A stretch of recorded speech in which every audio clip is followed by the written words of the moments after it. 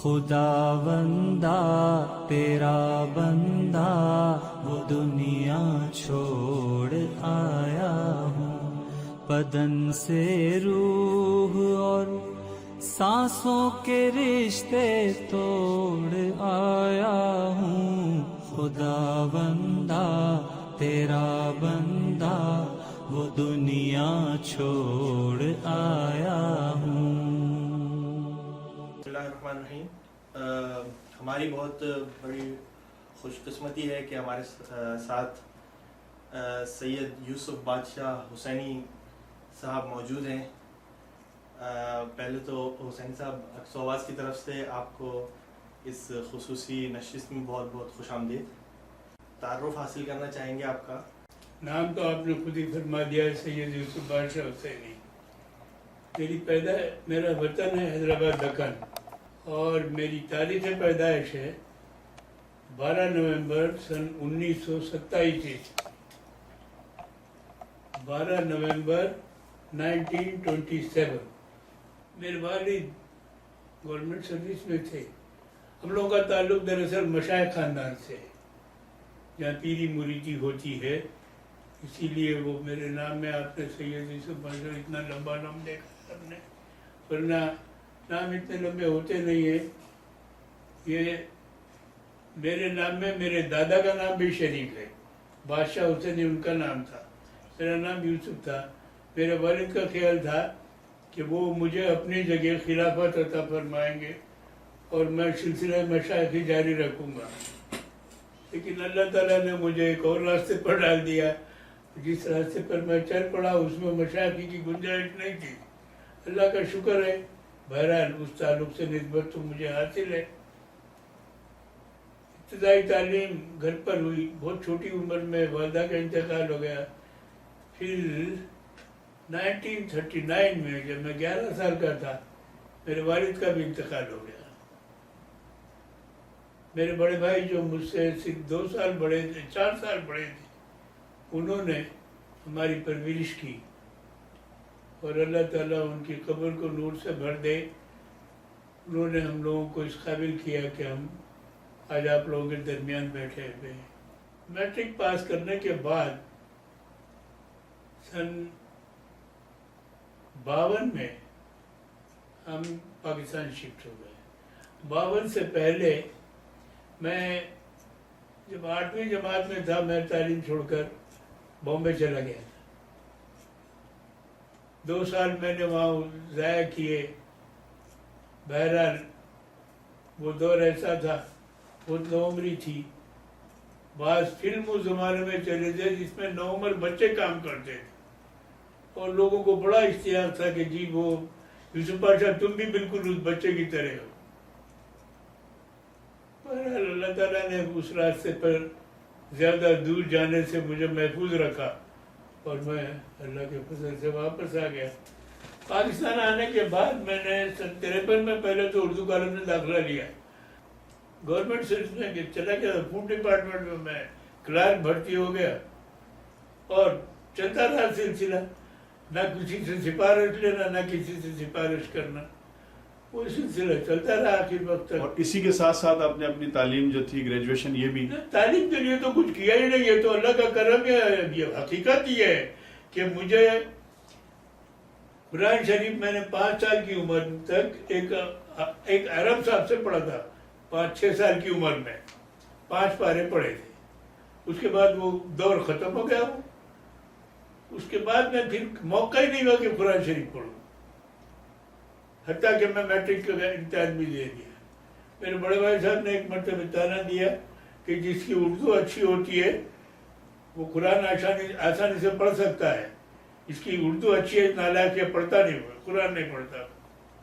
میں ویسے پڑھ لیتا تھا قرآن، کوئی پڑھنے کا مجھے کوئی ملتا ہی نہیں تھا جس سے میں پڑھ سکوں۔ جب میں ویسے ہی پڑھتا رہا، پھر سن 60 میں میرے ہاتھ آپ کا تاج کمپنی کا قاعدہ مفتاح القرآن ملا، وہ سیلف ٹیچنگ وہ ہے میتھڈ، اس قاعدے سے میں نے قرآن حکیم کا مطالعہ کیا اور اس پہ لکھا ہوا ہے کہ اگر آپ یہ قاعدہ پڑھنے کے بعد میں قرآن پڑھیں اور کہیں رک جائیں تو وہیں روک کر پھر قاعدہ پڑھیں اور پھر آپ میں نے اسی طریقے سے قرآن کو پڑھا اور الحمدللہ میں نے تقریباً 10 مرتبہ تفہیم القرآن کی پوری 6 جلد مطالعہ کی. 10 راؤنڈ میں نے تفہیم القرآن کی کیے ہیں تقریباً. بس یہ ہے، باقی کسی قسم کی کوئی اللہ کا کرم رہا ہے، کسی کی سرپرستی، کسی کی وہ ایسی کوئی چیز نہیں رہی، بس وہی چیز آگے بڑھتی چلی گئی. ایک خلوص تھا دل میں اور وہ خلوص لوگوں میں منتقل کرتا رہا. میرا ایک اعتماد ہے وہ یہ کہ اس وقت میری عمر 88 ایئرس 87. میں نے آج تک کبھی کسی کا برا نہیں چاہا، کبھی میں نے یہ نہیں چاہا. کسی سے مجھے تکلیف بھی پہنچی ہے، میں نے کہا پروردگار تو اسے سنبھال لے، کیونکہ اسے نقصان پہنچانے کے لیے جو ایفرٹس مجھے کرنے پڑیں گے وہ ایفرٹس میں اپنے فائدے کے لیے کیوں نہ کر لوں. لہذا تو اس کو سنبھال. میں وہ نہیں کرتا. میں نے نہ کسی کے لیے بد دعا کی ہے نہ کسی کے لیے برائی کی ہے. اسلام جو ہے کم سے کم جو تقاضے کرتا ہے مسلمان ہونے کے لیے، جو تقاضے ہیں، جماعت اسلامی زیادہ سے زیادہ وہی تقاضے کرتی ہے. اگر کسی کو اس کے باوجود جماعت اسلامی سے گریز ہو تو بھئی کوئی اور راستہ دیکھتے، پھر جماعت اسلامی میں گھسنے کی کیا ضرورت ہے. اصل چیز یہ ہے کہ جماعت اس وقت جو صورتحال ہے، اب بھی اس دنیا میں، پوری دنیا میں اللہ کے فضل سے جماعت اسلامی کا تعلق ہے، متعارف ہے اور اس کی شاخیں ہیں. لوگ وہ کرتے ہیں اپنے آپ کو اس سے وابستہ کر کے فخر محسوس کرتے ہیں.